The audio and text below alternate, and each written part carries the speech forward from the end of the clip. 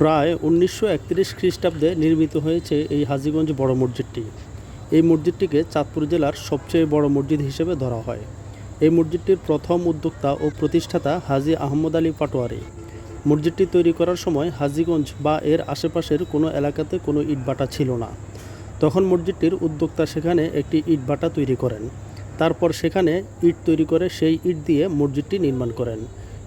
এছাড়াও তিনি মসজিদ নির্মাণের জন্য জাহাজ ভাড়া করে ভারতের কলকাতায় গিয়ে লোহার বিম ও মরমর পাথর কিনে আনেন।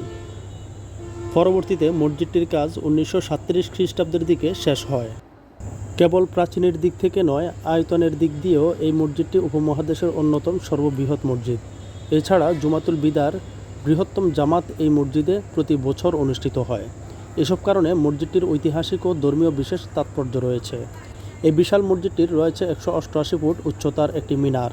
মসজিদটি বর্তমানে ২৮,৪০৫ বর্গফুট ভূমির উপরে সগৌরবে দাঁড়িয়ে আছে।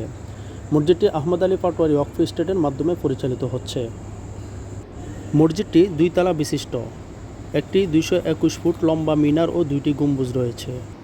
১৩৩৭ খ্রিস্টাব্দে ১৭ই আশ্বিন মাওলানা আবুল ফারাহ জৌনপুরী রহমতুল্লাহ আলাইহি ফাঁকা মসজিদটির ভিত্তি প্রস্তর স্থাপন করেন। নির্মাণ কাজ শেষ হলে ১৩৪৪ খ্রিস্টাব্দে ১০ই অগ্রহায়ণ এই মসজিদে প্রথম জুমার নামাজ পড়ানো হয়। সেই নামাজে শেরে বাংলা একে ফজলুল হক, হোসেন সোহরাওয়ার্দী সহ আরও অনেকে উপস্থিত ছিলেন। মসজিদটির পাশাপাশি রয়েছে আলিয়া মাদ্রাসা, হাফিজিয়া মাদ্রাসা, ফোরকানিয়া মাদ্রাসা ও ইসলামিয়া পাঠাগার। আলিয়া মাদ্রাসা ছাড়া বাকি মাদ্রাসাগুলো মসজিদ কমিটির তত্ত্বাবধানে চলে।